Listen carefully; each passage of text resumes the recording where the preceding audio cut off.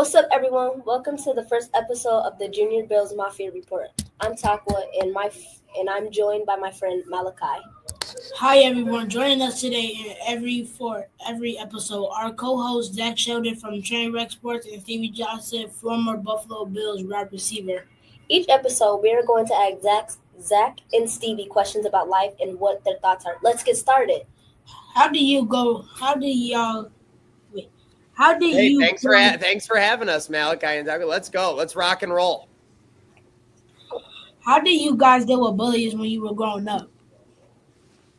All right, I'll take this one because I know nobody was silly enough to bully my boy Stevie down there. You know, sometimes bullying, especially when you're younger, I think it's kind of like a weird thing. Like it's kind of like a social tendency because everybody wants to fit in and everybody wants to be cool. And sometimes there's attempting to kind of feed into that.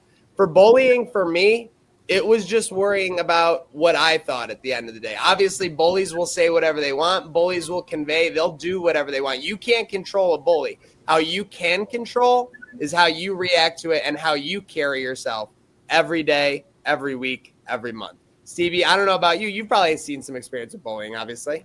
Yeah, I had a couple of experiences, and this is my tip for you. First, you start with a jab to the nose, and then an overhand right. Nah, look. I'm joking. That's our last resort. But honestly, it starts at home.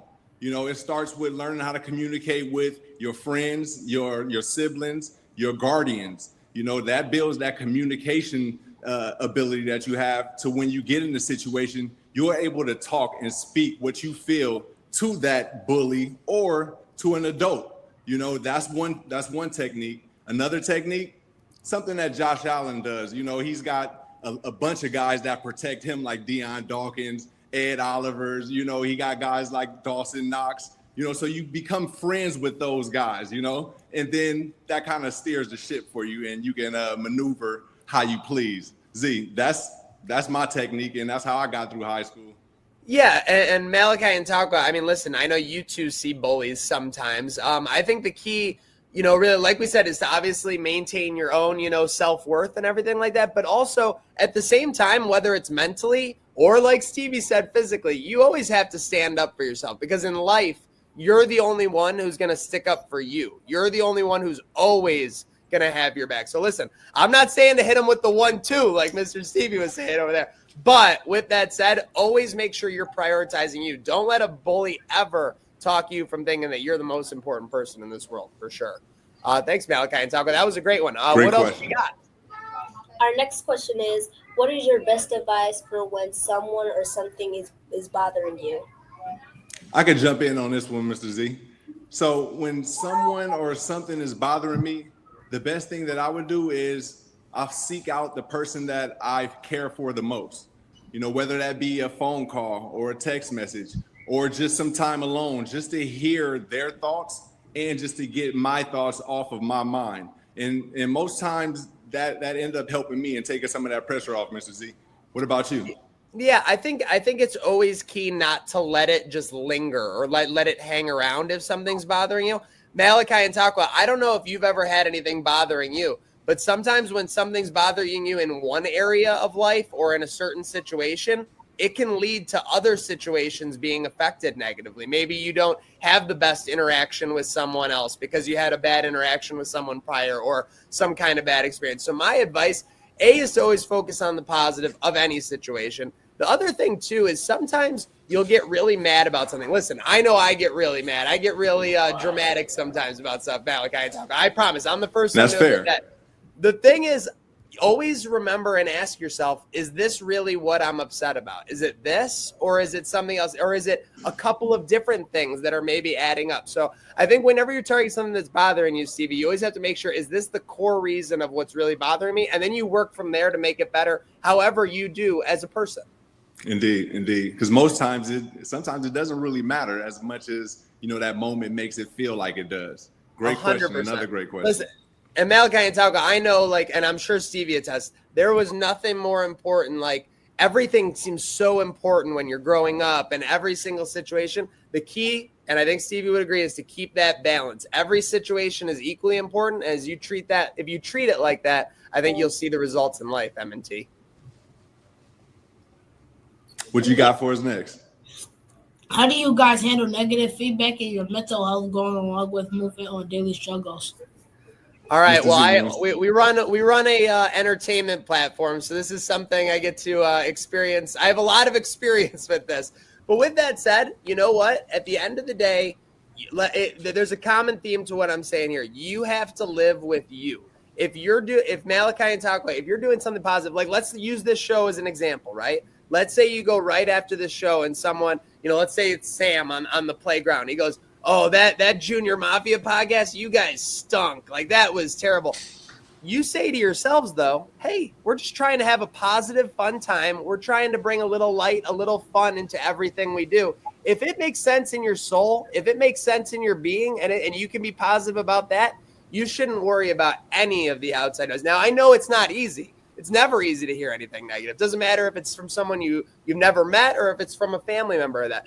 But Stevie, at the end of the day, you have to decide what's positive for you. Yes, and I'm going to piggyback right off of that. I guess I'm here for this very subject. How did I handle negativity? At first, I used to want to fight every battle. But again, like Mr. Z said, you can't fight every battle. You're going to get worn out at some point. So I adapted the mindset of, why so serious?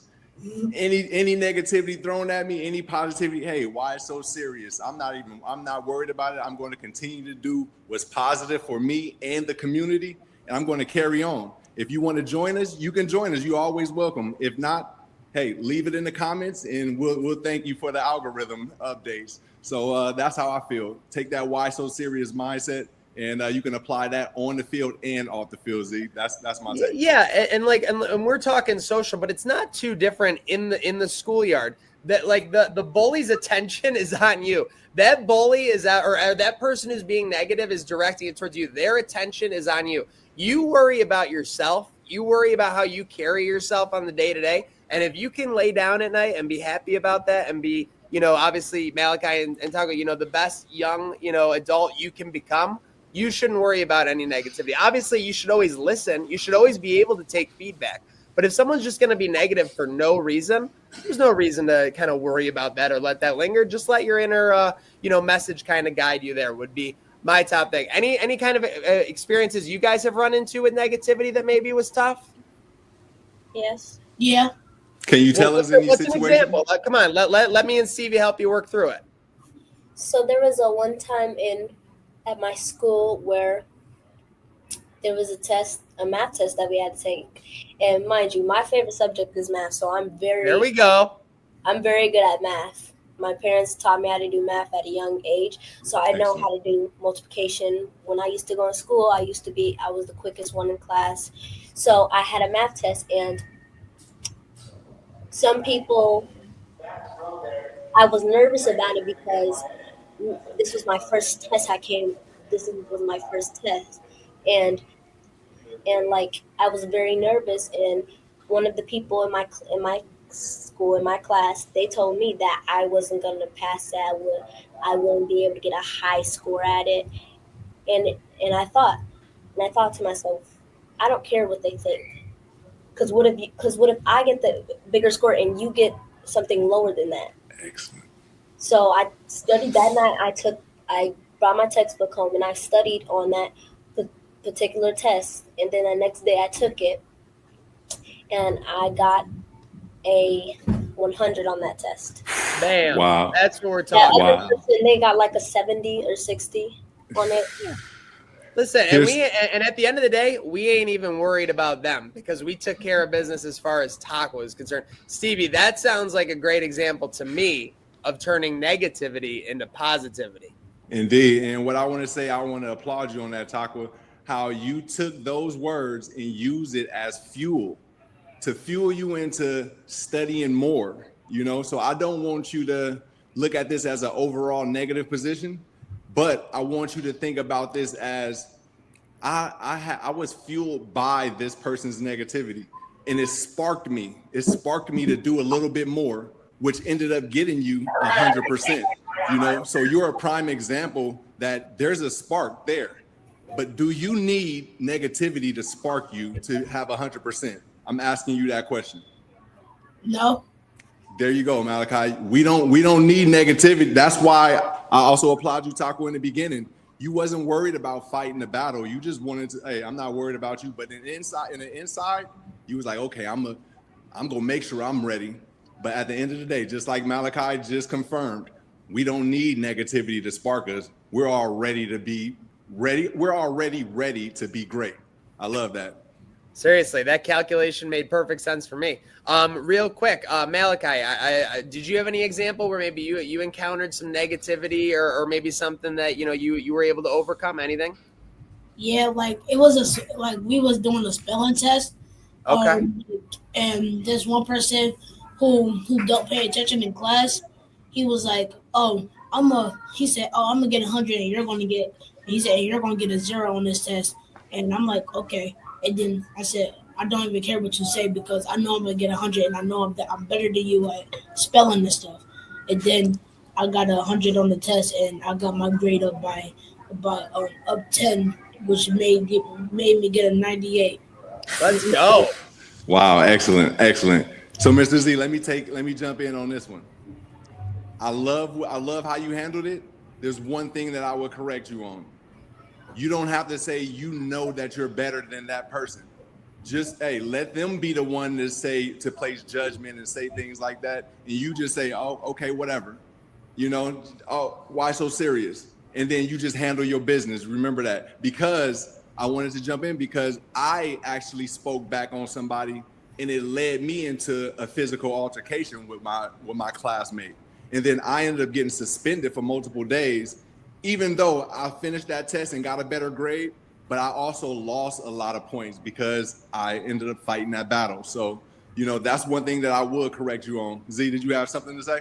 No, listen, you took the right words right out of my mouth. The evolution of both of you, Malachi and Taco, taking that negativity into positivity is you'll be able to do that subconsciously. You won't need to say that. You won't need it. It's literally going to be a function within both of you. And I think we're already seeing it with how you kind of encounter both those academic challenges. And that's academic and social both into one. You have a friend telling you might not do well at school. That's intimidating. That's tough. That's got my heartstrings pulled. But I'm proud of the way that both of you overcame it, obviously. So that's the key. Listen, you guys asked how to deal with bullies, how to deal with something that's bothering you, how to handle negativity. You two both just explained situations where you did all three of those things. So what I want you two to do is to take that and keep enacting that with your friends, with your community, with your everything. Yes, Make that part of your everyday routine, is spreading that positivity and helping everyone around you overcome that negativity. With that said, as we kind of wind down here on our pilot episode of Junior Mafia Podcast, I wanted to flip the script a little bit. Why don't we start with Mr. Stevie, and then we'll go to Taco and Malachi. What are we looking forward to most the remainder of this summer? We got about a month and a half left. What are we looking forward to most, Mr. Stevie? I'm looking forward to the Hard Knocks, watching Hard Knocks on our big. Buffalo Bills. That's big. That is huge. It's something this is the first time I believe that our Buffalo Bills are being exposed to the world, and it's gonna be beautiful to see that red, white, and blue in Orchard Park on TV. So I'm looking forward to checking out our Buffalo Bills. What about you, Taco? I could do a whole 30 minutes though about how I would have liked to see the Fly Guys, Fitzmagic, Freddie, and CJ back there on Hard Knocks for sure. But Malachi and Taco, what are you two most looking forward to the remainder of this awesome summer?